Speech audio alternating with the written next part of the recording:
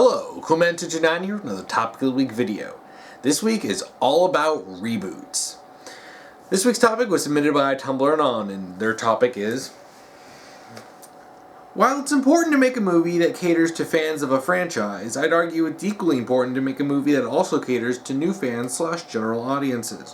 What TV show reboots and movie reboots do you think successfully understands both the old and new fans? When you're handling a reboot, a lot of times this is looked down on because of the plethora of bad reboots. You have movies like RoboCop and Total Recall, which miss the point of a lot of the goofiness of the older movies, and oftentimes take themselves way too seriously. And even if they do have some good ideas, which I think that the Total Recall movie had some good ideas, they didn't go all the way, and it's supposed to be closer to the original novel or the story than it was the Arnold Schwarzenegger movie, which was an Arnold Schwarzenegger movie. But it's like you play with the ideas in the movie, and then you don't do it, and it ends up being a mess. The RoboCop movie ended up being a mess, and that's why a lot of people don't really like reboots. There are good ones, and a lot more than I had actually thought about, because so many times you don't really think about a movie being a reboot of sorts. I mean, hell, every single comic book movie is a reboot, technically. And then some of those have reboots of themselves, such as the Spider-Man movies. But I'm not even going to be touching on the superhero movies, because that's a beast all on its own. When you're talking about movies that have an established franchise, let me pick James Bond and talk about Casino Royale. That's a movie I think really did it right. You would take James Bond, which had become basically increasingly more goofy, up and down in the goofiness over the years. Especially the last one that came out before it was Die Another Day, which was bad. Casino Royale comes out in 2006, and it's a breath of fresh air for the franchise. It is closer to James Bond in the novel, but he's better than the one in the novels, because I think from what I've researched, I haven't read them, but from what I've researched and what I've been told from people who have read it, the new Bond does have more depth to him, and there's a reason why Casino Royale is considered one of the best, if not the best, Bond movie. For one, it's a fantastic movie, and that's the baseline here. I want to stress that. To be a reboot, good reboot, you have to be good. That you have to have people who know what they're doing and are competent. When you're making a movie, if Casino Royale was directed by M. Night Shyamalan, the very thought of that creeps me out. But it would have been an absolute disaster, because that's obviously not the right person for the role. But and everything clicks together with the writers and the directors and the producers and the main actor with Daniel Craig, and everything worked together. And for something that's been around as long as the Bond franchise has been, having that refreshing reboot is actually good. I mean, a lot of the Bonds don't particularly, not all the Bonds have a continuity to them, but this was definitely a reboot in a way that it meant it was different. And when you do this, and this is something that to talk about with reboots, when you're doing a reboot, you need to appeal to both the old fans and then possible new fans, the newcomers, the general audiences. You can't constantly make something that's only for the fans all the time, because the more you do that, you consistently keep making things for the fans, only for the fans, you're going to have a very, very insular audience, very small, very niche. You won't expand, because you're only going to be appealing to those who already know everything. You can't say, oh, well, if you didn't watch the previous 20 movies, you wouldn't know anything that's going on, because that's exhausting. I mean, sometimes it's fair enough to say, but if it's constantly like that, you're not going to be reaching very many people. But, on the other hand, if you're only catering to new audiences by eschewing classic elements of a franchise or loved moments, any kind of, familiarity, then you're going to alienate the old fans. And this is stuff that Casino Royale does well. It drops a lot of the gadgetry. Bond has, some gear, but it's not like a bunch of high-tech, crazy equipment like the Bond franchise had become known for. I think the most high-tech thing he uses in Casino Royale is a defibrillator. But, he does have the Bond, Daniel Craig has that Bond, that swagger, that charm, that, the flirtatious nature, the lady killer, but he's refreshing enough for newcomers to come in. And even if someone isn't that big of a Bond fan, I'm sure there are a lot of people who, aren't fans of James Bond but love Casino Royale because it's good on its own and it's not just simply rehashing what has already been done before. It's also adding something new. And again, this is refreshing for old fans. Now, something else. I prepared a list. You have something like the 2009 Star Trek movie. A little more divisive than Casino Royale. I thought it was overall good. It does, incorporate elements of the show while still being very much its own thing. It establishes itself as its own continuity.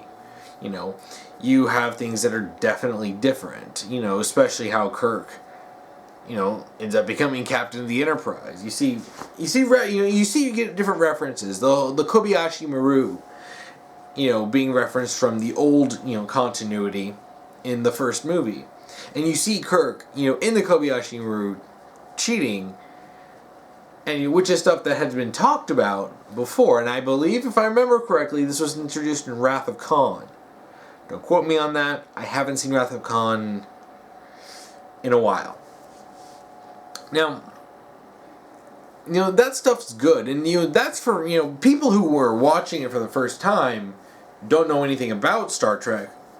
They'll roll with it. Because this isn't... Because, it shows you what the Kobayashi Maru simulation is. But for fans of the franchise, they'll go, oh, yeah, I know that. And that's the kind of stuff you need to aim for. Stuff that fans will appreciate, but isn't going to alienate new fans. And yeah, there were a lot of fans who were kind of alienated by the action heaviness of Star Trek, the 2009 movie. But overall, I think it had, and honestly, I do have some stuff that kind of bugs me about it, mostly revolving around Nero. I didn't think he was that strong of a villain. But overall, I thought it was a good reboot. And to be perfectly honest, I really wouldn't be into Star Trek much at all if it wasn't for that movie. And this is coming from a guy whose parents practically raised him on Star Trek. Next Generation. I watched Voyager. I watched the Enterprise show with Scott Bakula. And honestly, I was never really into it. And then this movie comes out and I'm more into it. Especially into the sequel. And I really like the sequel, Into Darkness. But I'm getting off track here. It does do that where, you have fans catered to. And, I mean, and Star Trek didn't do that as well, considering that it did deviate from Star Trek. And it's more political nature, and it's more philosophical nature. Well, it does ask some things, some questions, and had a lot of action in it, which I don't think is inherently bad. But really, a lot of that comes down to personal taste. But another movie I want to talk about as a reboot, it's really great, is Dredd. Now, I'm not a fan of the 2000 AD comics. I'm not familiar with them. I know a little bit about them from what people have told me and what I've, read up on. But, Dredd is actually a really good movie that I've really thoroughly enjoyed. Even though I'm not really into, over-the-top violence, it actually made it... It worked in the movie. I think that's the best way to put it. The old Sylvester Stallone movie was kind of infamous for being goofy. And considering that it's... I mean, yeah, 2080 can be over the top and really weird from what I've seen. It's like, the old movie had some aesthetics pulled straight from the comic, but then it's just like, I'm the law, from Sylvester Stallone, and taking off the helmet and everything so you could see his face. The new movie, caters to fans. I know I've read a lot, and I've seen a lot of people complain about the old Sylvester Stallone movie where he takes his helmet off. And it's like, well, Dredd's not supposed to just take his helmet off and go, hey, look at me. And then you have the Carl Urban movie where Dredd never takes his helmet off. Ever. He's a fairly static character in the movie. And it works. It's got a bit of that weirdness to him because his sidekick, I should watch that movie sometime soon because I forgot what the name of the new judge that was coming up with him. I forgot her name. Gosh dang it. Where I believe she was like a psychic. And you have this weird stuff in it, and from what I've heard of fans, I heard it was, it worked for them, and it works for me and a lot of other people, as not for, people who aren't fans. Though, sadly, the movie wasn't nearly as popular as it deserved to be. But what can you do about that? The 2014 Godzilla movie is another good one, because this is something that caters to the classic movie. This is, Godzilla movies have, over the years, gotten really dumb. Let's be real here.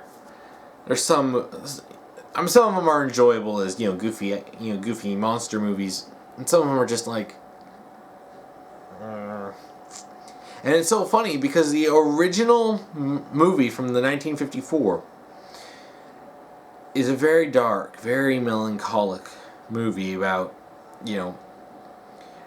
as a discussion about, a post-war Japan. And it's like, and, the discussion of, nuclear anything really, and nuclear weapons and stuff, which is a very touchy topic, for the Japanese, considering, Nagasaki and Hiroshima and stuff, which it's a very somber movie, which is shocking considering just how weird and goofy the movies ended up being. The 2014 Godzilla movie actually takes that, that tone, that more somber tone, and that sort of darker elements, and it updates a lot of it, and it builds a new story while incorporating some of the monster fighting stuff that came later. Because Godzilla was the only monster in the original movie, and he was the threat. So you have the new Godzilla movie, which heavily based off of the original movie, while also incorporating and giving more serious makeover to the monster fights. And Godzilla is fighting the Mutos. And I know there are some people who are hardcore about the old Goofy movies, especially if they grew up on them. But a lot of people really love it, and it works. Again, I got more into Godzilla because of the movie, because of the 2014 movie, and I've talked about this before, and I really love the 2014 Godzilla movie. It's fantastic, and that's again why the reboot works. It's a good movie. It understands the history of Godzilla, and it knows what works and what doesn't work.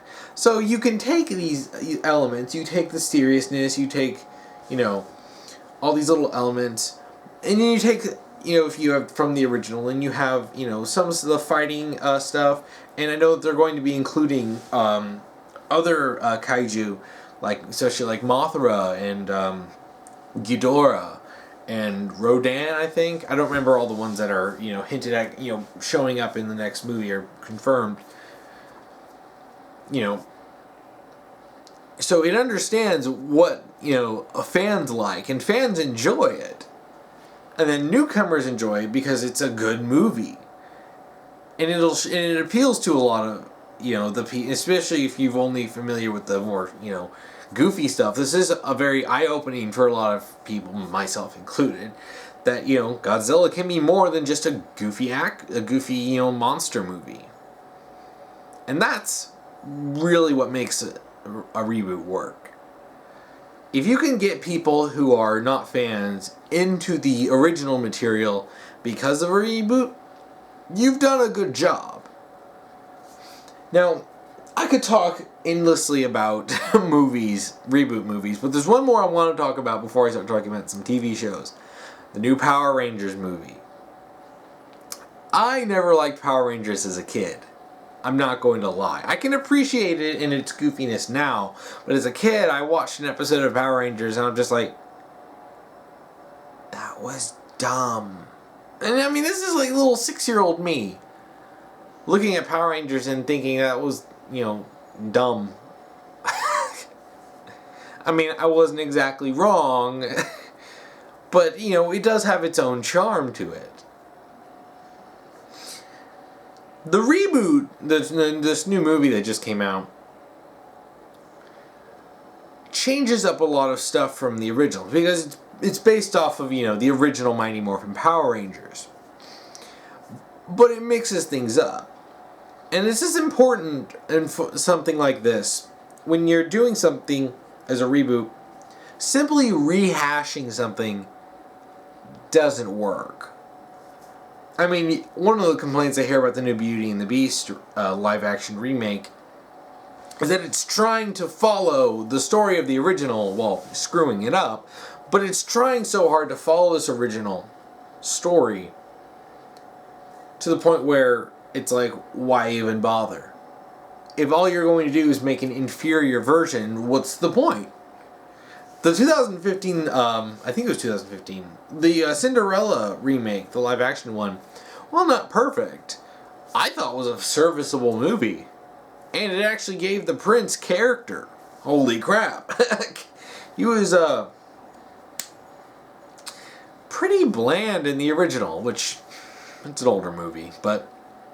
So yeah, it did something different. It gave actually a lot of focus on the prince. So... yeah, it did something different. It did quite a few things different, while still following the same and keeping the spirit of it. And that's something I think that's a good word for it. Keeping the spirit of the original. And the Power Rangers movie, well, I was initially hesitant about it because, well, one, I'm not really into Power Rangers, and two, initially it looked like it was going to be taking itself way too seriously. It turns out, I can confirm, that was just a really bad trailer. Cutting out, the darkest parts of the movie while completely ignoring the actual goofiness. And oh gosh, the goofiness of that movie. But I won't spoil it. And the movie does change up a lot of stuff, and hell, it race bends like most of the Rangers. Billy goes from being white from the original show to black. Zach goes from being black to Asian, and Trini goes from being Asian to Hispanic. And I didn't know much of anything about the original series. In fact, I didn't know hardly anything about Power Rangers except for a few things that Angel189 has told me, since she's a longtime fan. But even going into that, and sure, I was a little lost at first, because I didn't already know the names of the characters. I had to learn it all myself, but watching the movie, I thoroughly enjoyed it. And after that, I started checking stuff out more about the original show. Excuse me. I found Linkara's History of Power Rangers videos very helpful in understanding a lot of the history of the franchise. And doing that, I can now appreciate the new movie more. And, and I can understand, it's, doing certain things that are reflective from the original show, but changed. One of the earliest changes you see is that, Rita Repulsa is actually the former Green Ranger.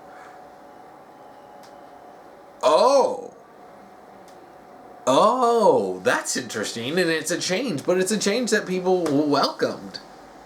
Because while it's not the exact same, it's new enough for fans of the old franchise to look at, and still have something new to enjoy.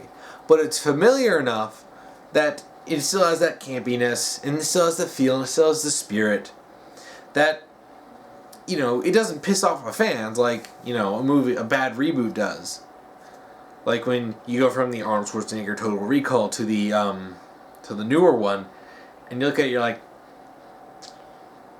it doesn't really have that spirit. Now,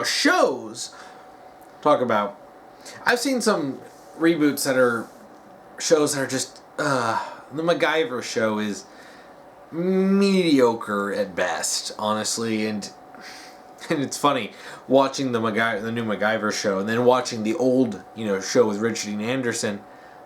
Makes you realize how much better the older show was.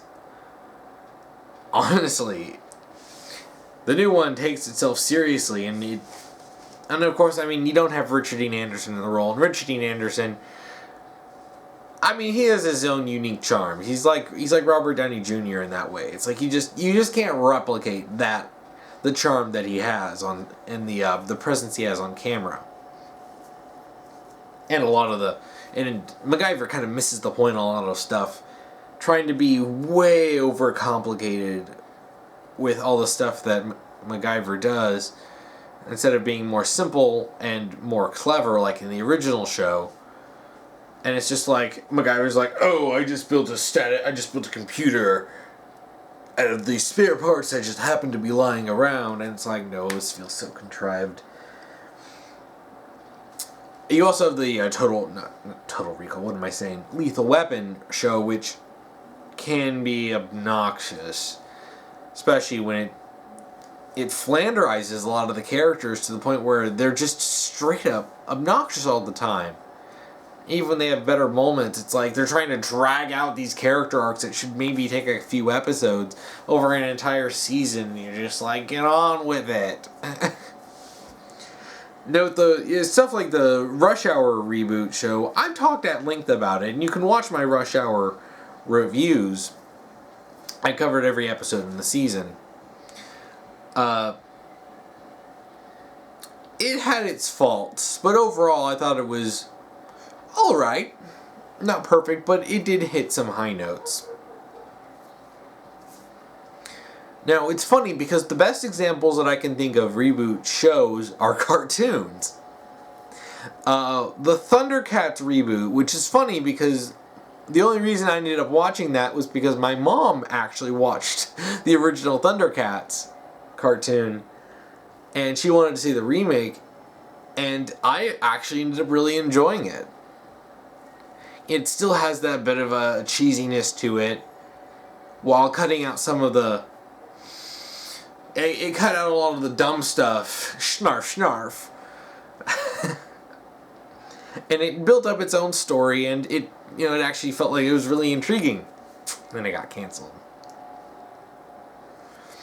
The 2003 Teenage Mutant Ninja Turtles show, I think, is probably one of the best examples of doing a reboot. Because the Teenage Mutant Ninja Turtles franchise mostly was known for the 80s cartoon, which was goofy. It was so goofy. But the original comic is just super, super dark, like grim and depressing and just kind of bleak. So it's funny when you have these two just completely opposite ends of the spectrum's interpretations of this story. And then you have the 2003 cartoon, which really it set the bar for what Teenage Mutant Ninja Turtles should be. Because it moved closer towards being more serious, but it still kept a lot of the goofy aspects, and it mixed it. And it didn't borrow too much from the original, like the 80s cartoon. It very heavily took from the comic, but it kept some of the more lighthearted elements and changed things up a bit And I mean, yeah, you also had the live action movies, which, you know, had a lot of slapstick in it. Very much, you know, more akin to the 80s cartoon. But the 2003 cartoon takes itself more seriously. It very much plays up the fatherly relationship that Splinter has with the Turtles, and the very, very much builds on the brotherly relationship with the Turtles, and establishing the different characters' personalities and specialities, and especially being very much cranking up the drama between Leo and Raph. And it did a lot of good stuff, and I remember it fondly from my childhood, and rewatching a lot of it. It's the earlier seasons, at least, before it went into the future, and I thought were really good because it took itself seriously. It incorporated a lot of the interesting, story elements from the comics, while adding in some humor and lightheartedness and not being, super serious all the time, while providing its own interpretation that I think hits a great middle ground. It's one of the best reboots that I've ever seen because it knew what it was doing. It was like the 2014 Godzilla movie. It was picking the best parts from the franchise, and it married them together in a very interesting show. And it also did a few of its own things, but overall, it very much struck a nice middle ground between comedy and story and seriousness. And it even improved on a lot of stuff over its previous iterations. And it's just a great reboot. And the last one I want to talk about, and for good reboots, and shows anyway, is the new Voltron show that's on Netflix. The original Voltron show, well, it was an older show. It was a rewritten and re-edited version of an anime, which, honestly, I thought that was really interesting. Then you have this new show which changes a lot of elements, especially when you have, the characters. I mean, hell, you just take one look at the old character designs and the new ones, you can see they did a really, a lot of it you can see the similarities, but they did a lot of really, a concentrated effort on making them all distinct and giving them all their own personalities, and some of them have some pretty great stories behind them too, and I'm not going to go and spoil it. I just wanted to point that out. And looking back on some of the old show, it has references to stuff. Prince Lothar from the original show is referenced. So, you have a lot of this stuff that's going on, and there's a lot of stuff that happened in the original show that's being referenced in the new show. Specifically, so definitely in Season 2, when it starts making some bigger references to stuff and giving proper foreshadowing and build up to its own story arcs. It still does its own thing, so if you watch the original show, you're not just watching a repeat. You're watching a new show with a new story, and even if you know what happened in the old show, you don't, sure, you can predict some stuff that's going to be similar, maybe, but it's doing its own thing while still being respectful of its own history, and knowing what it came from, and building on that. Yeah, the old show, it's enjoyable, but, we can actually do it and take it seriously, and make it a good show. Ultimately, when it comes to doing these reboots, it's all about knowing what it is. What is it you're rebooting? Does something need to be rebooted? Which is a question that too many executives don't ask. Some stuff just honestly can't be rebooted. Like 80s classics, like RoboCop and Terminator. Not Terminator. Total Recall. All that stuff, heavy roots in the 80s. There's just Back to the Future, Breakfast Club. You can't just remake those movies because the remake would lose a lot of what made those initially special.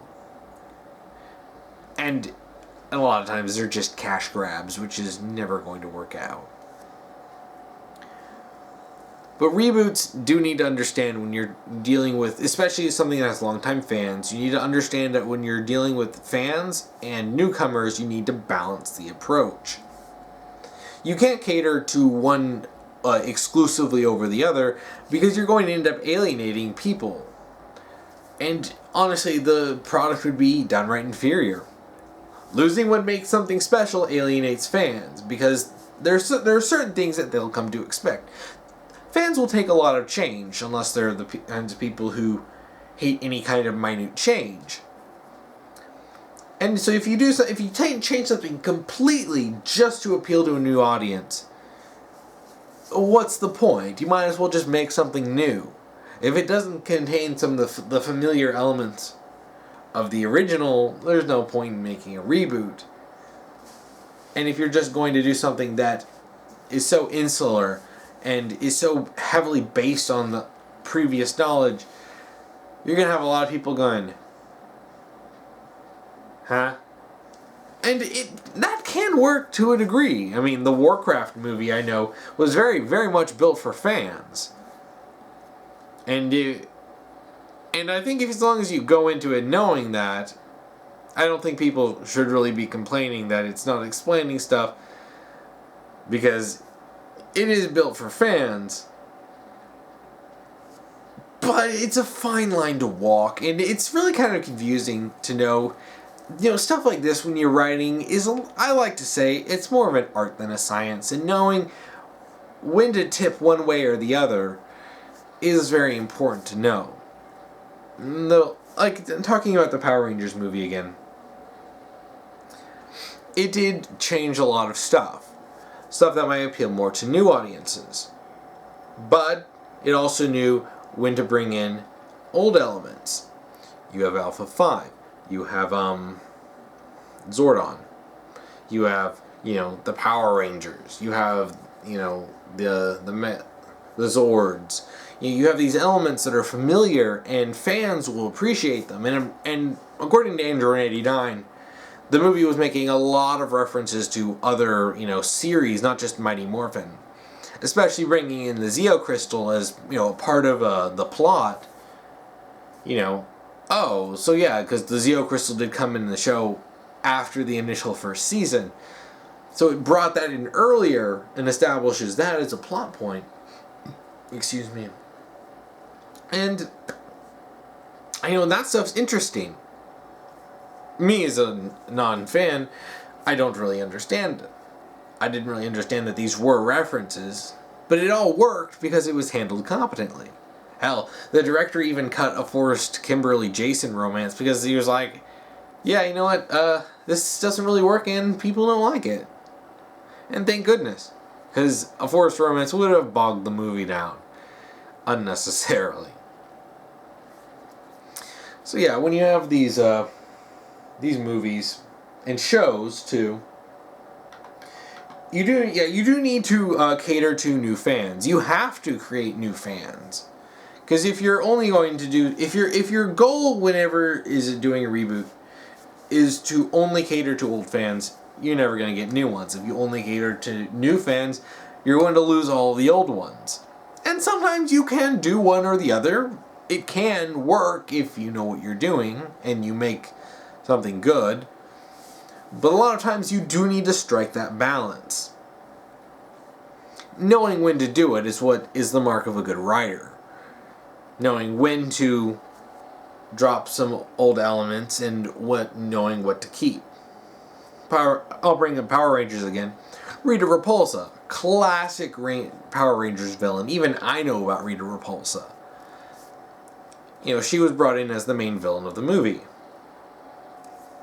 She's changed, obviously. They dropped a lot of the straight up goofy stuff about her. But they still kept a little bit of that. Enough that she wasn't just a serious villain. She did have her goofy moments. And she did have her, wackiness to her at times. Even if this is definitely a more darker, more serious interpretation of Rita Repulsa. It works in the movie. And it's familiar enough to fans to work. And it doesn't require you to have to buy the old, goofy Rita Repulsa from the original Mighty Morphin Power Rangers. It strikes that balance. And like what the anon here said, you need to have a movie that caters to both.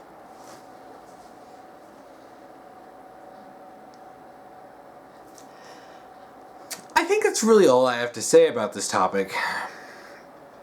Yeah, talking about the reboots, honestly, this was a much more extensive topic than I had predicted it would be. Honestly, I started looking it up and realized, oh boy, there are a lot more remakes than I thought there were. But yeah, if you want to submit a topic, just make sure to comment below on YouTube or on Tumblr, send me an ask, and make sure you put topic, then whatever topic you want me to talk about. Just make sure to follow the rules that I have posted down below on both Tumblr and YouTube.